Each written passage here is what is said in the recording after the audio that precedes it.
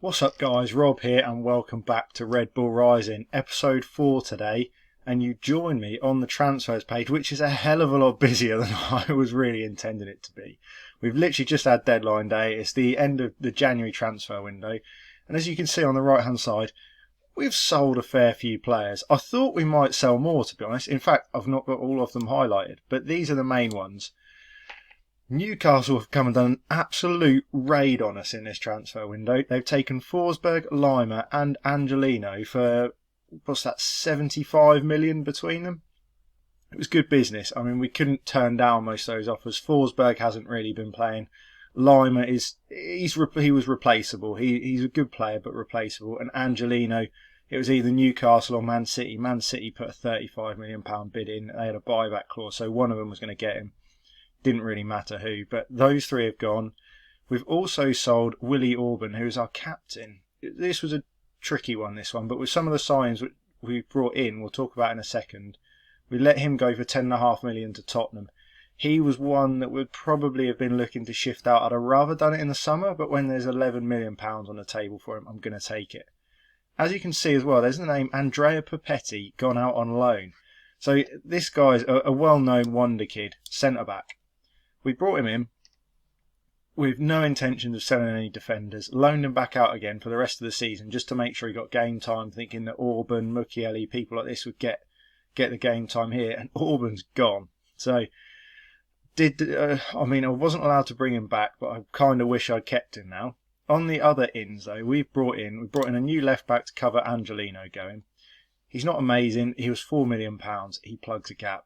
We'll look for a far, far better option in the summer. But of what was available for the budget we had, this guy was half decent. So we've got him in to cover the loss of Angelino. We've also brought in, obviously, Papetti, who is a centre-back. He's one for the future, only 19 years old. These are all young players. It fits with the club vision as well. They want us to sign players under 21 years old. So we've done that. We've brought in Papetti. He's going to be decent for the next few years. Elsewhere, we brought in Antonio Blanco from Real Madrid's second team. Just a really well-rounded centre midfielder. Obviously, losing Forsberg and Lima, we wanted to bring in a little bit of quality in that sort of defensive midfield position.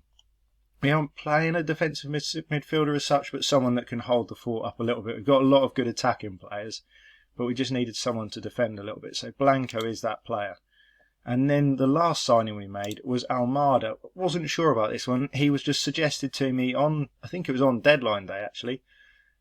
Clicked on him. I was like, the stats were sort of not fully padded out by the scouts and that. So I wasn't sure. We gambled on it at £15 million.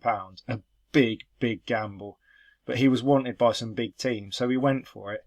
And wow, what a gem we found there.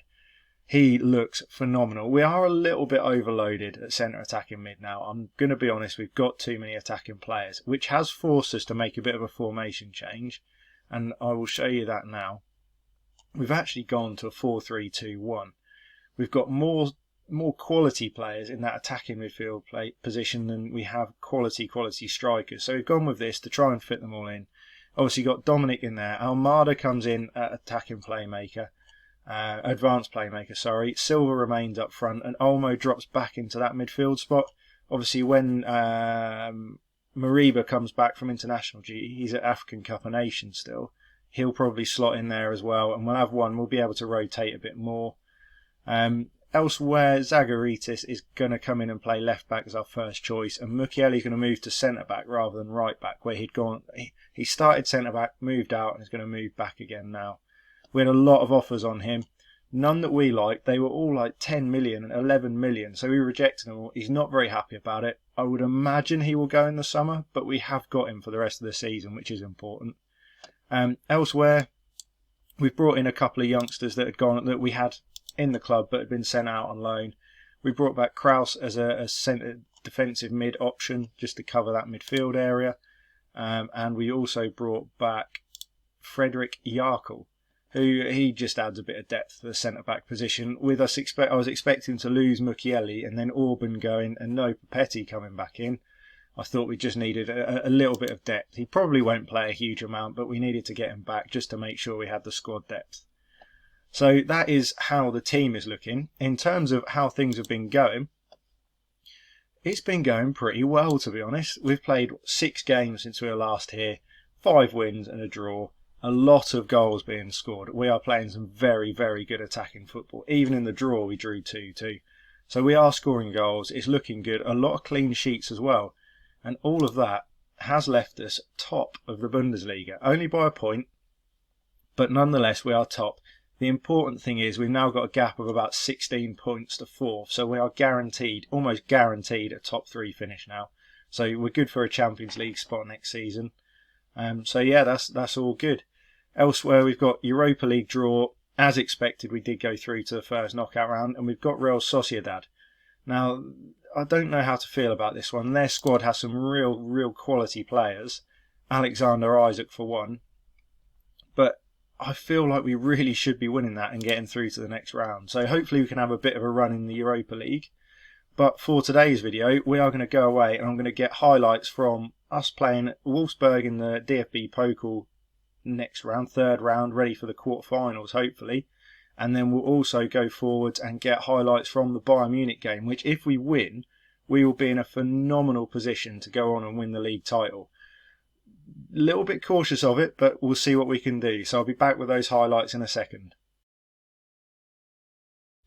Here we are then, back with some highlights. The original plan was to have the Wolfsburg game on here as well, but that was a terrible game. So we'll round that up in a little while. But we played Bayern Munich and the worst possible outcome occurred. They won 4-0 and they dominated us. And not only that, Upamecano, our ex-player, scored the 3rd goal to put us to bed.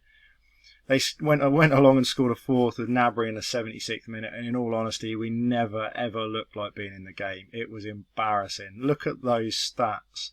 They had 31 shots on target to our 5, and we didn't even have a shot on target. Our defence had an absolute nightmare. Guardiola and Henriks both with 5.9s. It was awful. Absolutely awful. If you look at the expected goals chart, they were expected 3.02, us just 0.49. It's one of the worst performances we've had in a long while. So we may be going back to the drawing board a little bit on this formation. It worked in one game, not so much in the next, but it changes everything for the title. If we have a look at the Bayern Munich ratings, there was every single player was above a 7. Musiala was the worst with a 7 rating. We got annihilated. Goals from Upamecano, Hernandez, Gnabry and Müller. So it's just a terrible result. But we're going to go back, have a quick roundup. Obviously, we played Wolfsburg and we've had the draw for the next round as well. And we'll round that all up for you. As I mentioned, we played Wolfsburg and we won 1-0 in an absolutely boring game.